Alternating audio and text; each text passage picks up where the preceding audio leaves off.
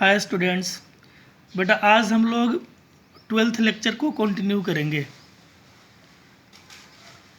और ये इस चैप्टर का लास्ट टॉपिक है।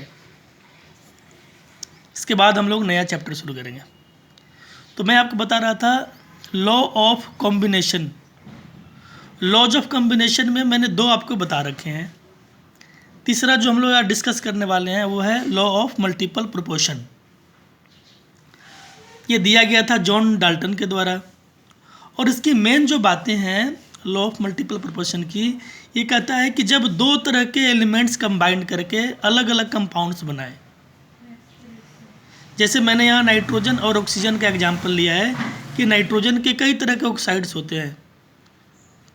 इसमें अगर आप एक का मास फिक्स कर दें और दूसरे के मास को चेंज करें तो जिसका मास आप चेंज करेंगे उसके मास का रेशो हमेशा एक सिंपल रेशो होता है। इसी को बोलते हैं लॉ ऑफ मल्टीपल प्रोपोर्शन। वो फ्रैक्शन में कभी नहीं होगा। एग्जाम्पल के लिए आप देखें यहाँ पे कि नाइट्रोजन और ऑक्सीजन कंबाइंड करके 5 ऑक्साइड्स बनाते हैं, N2O, NO, N2O3, N2O4 and N2O5। अगर आप नाइट्रोजन और ऑक्सीजन के मास का रेशो देखें तो N2O में 2 नाइट्रोजन है तो 28 ग्राम और एक ऑक्सीजन है तो 16 ग्राम, तो 28/16। तो हर जगह हमने मास का रेशो निकाला।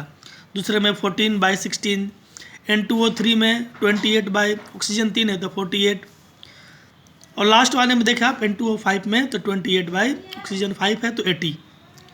अब आपको क्या करना है कि नाइट्रोजन का मास आप फिक्स कर दें। आप हर केस में 14 ग्राम नाइट्रोजन लें। तो आप ये चेक करेंगे कि पहले वाले में नाइट्रोजन के 14 ग्राम के लिए N2O में ऑक्सीजन आएगा आपके पास 8 ग्राम, दूसरे वाले में 16 आएगा, तीसरे वाले में इसी तरह बढ़ता जाएगा। तो 8, 16, 24, 32, 40 आएगा ऑक्सीजन 14 ग्राम नाइट्रोजन के लिए। अगर इनका आप रेशो लेते हैं तो वो 1:2, 3:4, 5 आएगा, जो कि अपने आप में एक सिंपल रेशो को बियर करता है, जो ये प्रूफ करेगा कि लॉ ऑफ मल्टीपल प्रोपोर्शन सही है। तो ऐसे और भी कई एग्जाम्पल्स है। अगला मैंने जो केस लिया है इसमें वो सल्फर और ऑक्सीजन को कंबाइन करके सल्फर के ऑक्साइड्स बनाए हुए हैं, sulphur dioxide and sulphur trioxide, SO2 and SO3। अब SO2 में S और O के मास का रेशो लेंगे आप तो 32/32 होगा, क्योंकि सल्फर का एटॉमिक मास 32 होता है और 2 ऑक्सीजन का 32। SO3 में 32/48।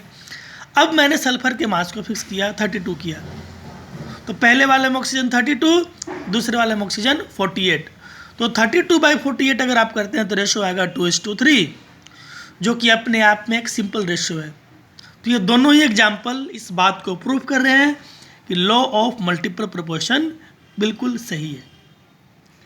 अब आप इस लॉज को यहाँ से पढ़ने कहता है कि according to law of multiple proportion, if 2 elements combine to form more than one compound, then the different mass of one element which combined with fixed mass of other element bear a simple ratio to one another।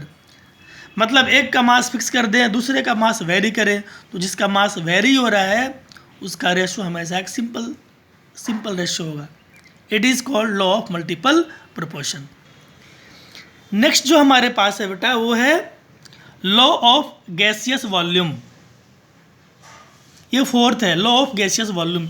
ये कहता है कि जब आपके जो reactant और products हैं वो गैस फेज में हो, मतलब गैसियस रिएक्शन हो, तो वैसे केस में जो कंपोनेंट के वॉल्यूम का जो रेशो होता है हमेशा एक सिंपल नंबर होता है, कभी फ्रैक्शन में नहीं होगा। It was given by Gay-Lussac. कहता है according to this law in the gaseous reaction, मतलब सारे कंपोनेंट गैस फेज में हो, the reactant are always combined in simple ratio by volume. जो उनके वॉल्यूम का रेशो होता है हमेशा वो सिंपल नंबर होता है, वो कभी फ्रैक्शन में नहीं आएगा। एग्जाम्पल के लिए आप देखें, पहला कि जब आप हाइड्रोजन और क्लोरीन को मिलाकर हाइड्रोक्लोरिक एसिड बनाते हैं, H2+Cl2 से बनेगा 2HCl। तो आप कोफिशिएंट को देखिए बैलेंस रिएक्शन में, हाइड्रोजन का 1 वॉल्यूम आएगा, क्लोरीन का भी 1 और हाइड्रोक्लोरिक एसिड का 2। तो वॉल्यूम का रेशियो आएगा आपके पास 1:1:2, जो कि एक सिंपल रेशियो है। इसी को नाम देते हैं हम लोग law of gaseous volume. Gaseous reaction में, बैलेंस रिएक्शन के अंदर जो डिफरेंट कंपोनेंट के वॉल्यूम का रेशियो होगा वो हमेशा एक सिंपल नंबर होगा, फ्रैक्शन नहीं होगा। और लास्ट हमारे पास है बेटा इसमें एवोगैड्रो लॉ। एवोगैड्रो लॉ भी गैसियस रिएक्शन के रिगार्डिंग ही है कि जब सारे कंपोनेंट गैस फेज में हो, रिएक्शन आपका बैलेंस हो, अगर सबका बराबर बराबर आप वॉल्यूम लेते हैं, इक्वल वॉल्यूम्स लेते हैं सारे कंपोनेंट्स का सेम टेम्परेचर एंड प्रेशर पे, तो उनके नंबर ऑफ मॉलिक्यूल्स भी इक्वल होंगे। इक्वल वॉल्यूम में इक्वल मॉलिक्यूल्स होते हैं, provided they have same temperature and pressure. It is called Avogadro law, जो एवोगैड्रो ने ही दिया था। Equal volume of all gases contain equal number of molecules at same temperature and pressure. यहाँ फिर से मैंने एग्जाम्पल हाइड्रोक्लोरिक एसिड का प्रिपरेशन वाला लिया है। H2+Cl2 से 2HCl, स्टैचियोमेट्रिक कोफिशिएंट भी 1, 1, 2 है। वॉल्यूम H2 का कोफिशिएंट को 1 मानो तो यहाँ पे 1 वॉल्यूम, Cl2 का 1 वॉल्यूम और हाइड्रोक्लोरिक एसिड का 2 वॉल्यूम।